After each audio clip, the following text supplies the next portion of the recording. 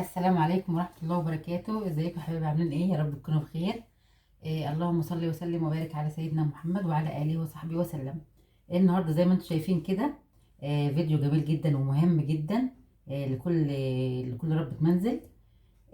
هنعمل مع بعض الخضار ده. طبعا كلنا ما بنقدرش نستغنى عنه، ولا الطماطم ولا الفلفل ولا الخيار ولا البقدونس، الخضرة كلها، ولا كمان الليمون. وفي حاجات تانية برضو بتتحفظ بنفس الطريقة اللي هقولكوا عليها دي، زي اللي هقولكوا عليها دي. زي الكوسة كمان ممكن تتحفظ بنفس الطريقة.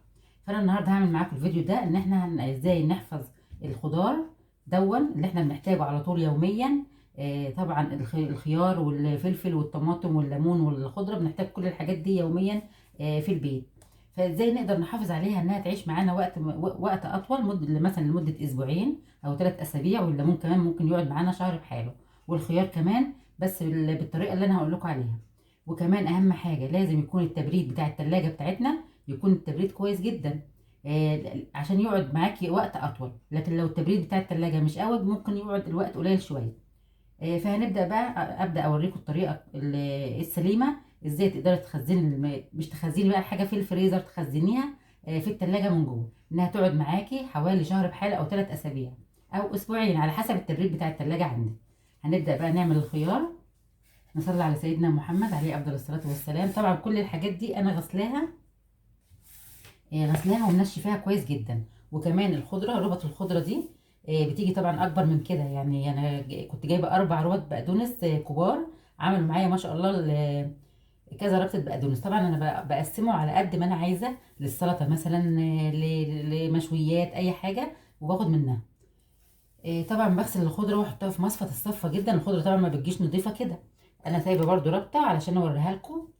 الخضره بتيجي فيها ساعات ورق اصفر زي كده، لازم تشيليه اهو. بصي الورقه الصفرا دي مش كويسه، لازم نشيلها كده الاول قبل ما نعمل اي حاجه. تنضفي الخضره وتشيليها متنضفه جاهزه اهي. نشيلها كلها،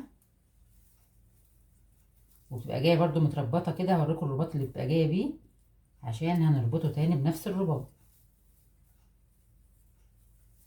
الورق الاصفر ده عشان تحافظي برضو على ما يصفرش الورق اللي جنبه، عشان تحافظي على الربطه زي ما هي كويسه. يعني اكتر حاجه احنا بنحتاجها طبعا اللي هو البقدونس علشان السلطه. لو عايزه مثلا تخزني بس شبت وكزبره، هي نفس الطريقه برضو، بس ما البقدونس بيعيش اكتر. هما دول كده خلاص، كده نضفناها من الورق الاصفر. هنعمل ايه بقى؟ بيبقى جاي البقدونس او اي ربط خضره بتبقى جايه مربوطه متربطه باللي هو الورق اللي هو ده بيبقى جريد بتاع النخل. هما بيربطوا، بيبقى جاي تخين كده وعريض. فاحنا بنعمل ايه؟ بنقطعه حتت رفيعه زي كده اهي، شرايح كده رفيعه. بتاخد الواحده بس بتكفيك كذا مره، بتقطعيها نساير صغننه كده. ثواني،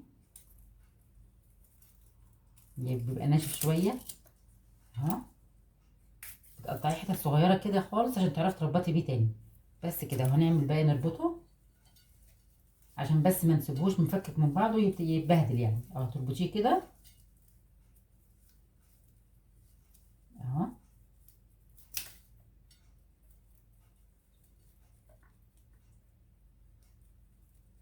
سهله جدا، والخضره دي بتعيش معاكي، وبتبقى وقت ما تكون عايزه خضره في اي وقت تلاقيها عندك، ولا بتصفر ولا بيجرى لها اي حاجه. انا مجربه كل الحاجات دي. بس كده. وهنقص طبعا اللي ما نخليهوش طويل قوي كده، نقص شويه منه اهو. بس وبقت الربطه دي مع اخواتها كده زي ما احنا عملناها. هنسيب الخضره دلوقتي ونعمل مع بعض ايه؟ الخيار. هنجيب علبه طبعا بتاعه التلاجة اهي. يا رب بس تكونوا شايفين الطريقه قدامكم. ومعانا كمان فوطه من بتاعه المطبخ، او اي فوطه عندك انت، يعني ايه تخليها للحاجات دي بالذات. هنفرشها تحت في ارضيه العلبه كده، او ورق مناديل يعني براحتك. لو عايزه تعملي ورق مناديل بتاعه مطبخ براحتك برضو. عايزه تعملي فوطه، بس الفوطه كويسه جدا ليه؟ لانها بتشرب الميه بتاعه الميه اللي بتبقى في الحاجه اللي هي الخضروات اللي انت بتعمليها دي. ونبدا بقى نرص الخيار واحده جنب واحده كده اهو، مثلا زي ما انتم شايفين. والخيار تجيبيه بلدي يكون صغير كده وحلو، عشان بيبقى طعمه مسكر جدا كمان. لكن الخيار الكبير بيبقى فيه ميه، كله ميه وبذر، فما بيعيش قوي.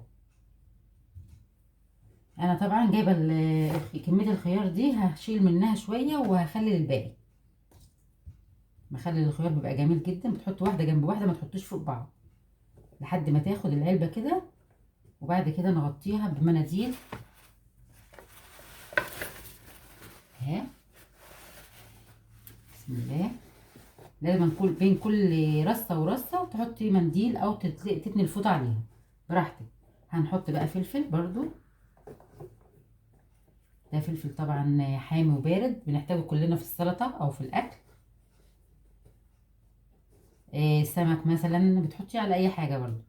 بتحتاجي مثلا احتاجتي ما هتعملي محشي، بتعوزي برضو كام قرن من ده، فكل حاجه تبقى موجوده عندك كويسه اهي. حط الخيار برضو معاه.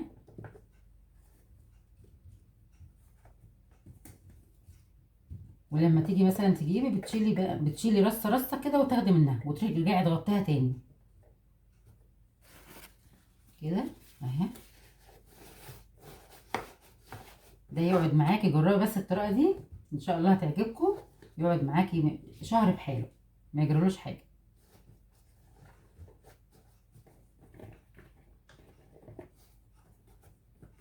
ونصلي على سيدنا محمد عليه افضل الصلاه والسلام. اللهم صل وسلم وبارك على سيدنا محمد وعلى اله وصحبه وسلم. انا قلت اعرفكم طبعا اللي لسه مبتدئين برضو طبعا بيبقوا شخصين اتنين بس. بتجيب كميه قليله طبعا، ممكن تجيبي كيلو طماطم، ربع فلفل، كيلو خيار، علشان ما يبص منك الحاجه برضو، يبقى الحاجه موجوده عندك، يقعد عندك كتير كمان. هنتني بقى الفوطه شويه كده عليها ثانيه كده اهي. ونغطي العلبه دي كده ونشيلها. شايفين زي ما انا عملت كده؟ نغطيها بقى بالغطا بتاعها اهو. ونشيل العلبه بقى، نقفلها ونشيلها في التلاجة. دي كده اول حاجه احنا عملناها. نعمل بقى نشيل بقى الخيار ده علشان نخلله. نعمل بقى ايه تاني؟ نفرش برضو ارضيه العلبه بورقه بتاعت مناديل المطبخ. وبعد كده هنعمل ايه؟ بسم الله ما شاء الله. برضو نحط الفلفل برضو كمل، نرصه جنب بعض كده مش فوق بعض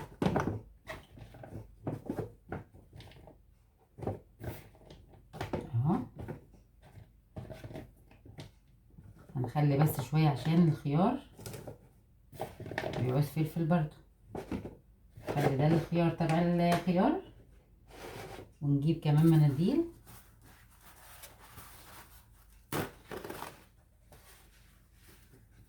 اهو.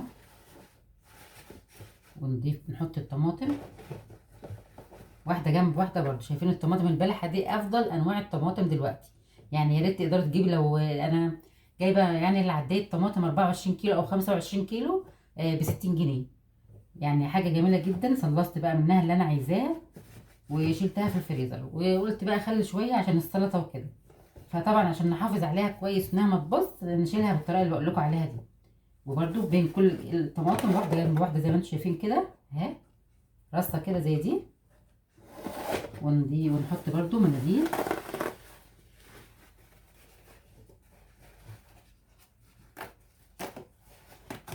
هنعوز ده عشان الليمون. والخضره هنحطها بقى كده ايه اهي، عشان بوريكم بس الطريقه.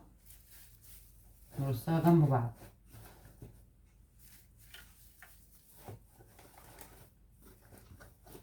كده تمام. ونغطيها برضو بمنديل مطبخ. لازم يا جماعه نغطي كده بين كل طبقه او بين كل صف وصف نغطي تمام كده. الخضره اللي باقيه نعملها بقى خلف خلاف اهي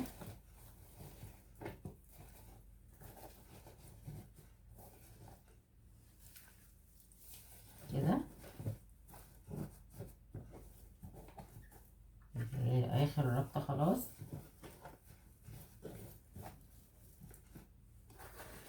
دي برضو معلش بقى كنت هطول عليكم الفيديو شويه، بس عشان انا بوريكم الطريقه بالظبط كده تمام. خلاص احنا حفظنا الخضره والطماطم بنفس النظام. نقفل كويس عليها. طبعا احتاجنا الطماطم بقى هنشيل يعني من جنب كده بالراحه وناخد طماطم ونرجع نغطي تاني كده. خلاص كده تمام اهي. ونغطي بقى العلبه دي كمان بالغطا بتاعها اهي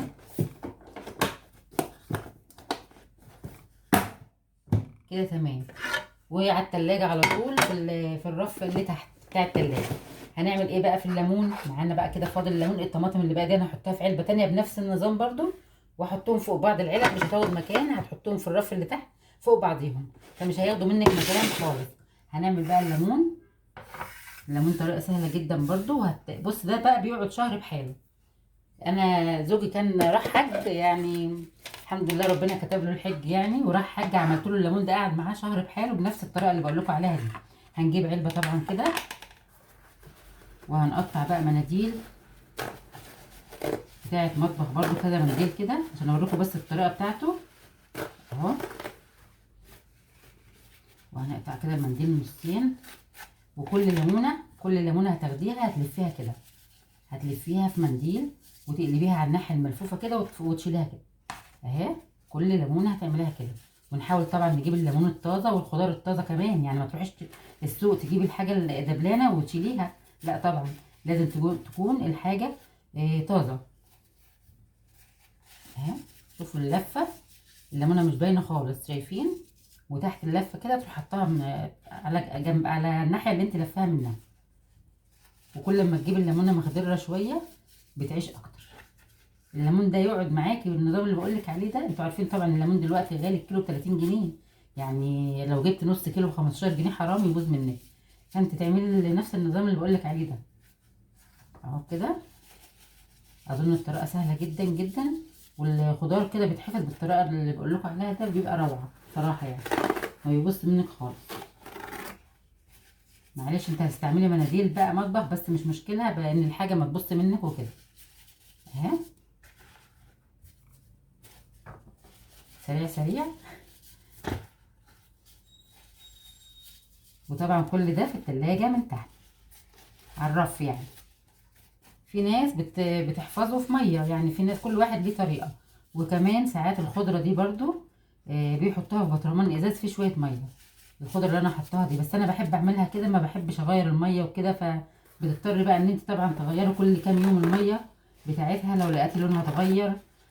فعلى ايه الواحد بيحطها كده احسن بينها بناديل، بتعيش برضو لحد مثلا اسبوعين. حلوه قوي لو قعدت عندك اسبوعين كويس قوي.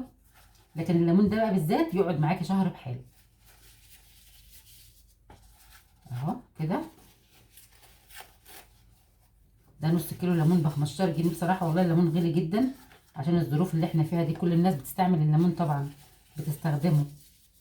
فعشان كده الناس بصراحه بيستغلوا الفرصه اللي هم البياعين طبعا، لان الليمون بيبقى سعره عادي في كل يعني سعره عادي، فالناس عشان لاقي عليه سحب فبيغلوا الحاجه. ربنا يرحمه.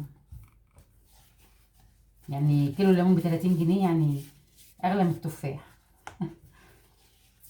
اهو كده. خلصت معاكم بسرعه كل حاجه اهو، وما خدش وقت خالص مني، وتبقى انت حافظت على الحاجه بتاعتك. انا بس عشان اوريكم كله بالمره بقى. ويا ريت بقى اللي مش مشترك عندي في القناه يشترك ويفعل زر الجرس ويدعمنا بلايك علشان يوصل لكم كل جديد اهو كده. شايفين طبعا طريقه شكله جميل كمان ازاي.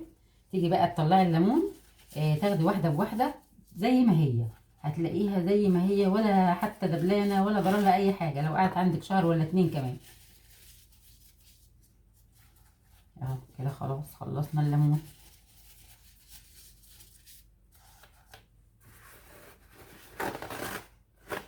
خلاص كده.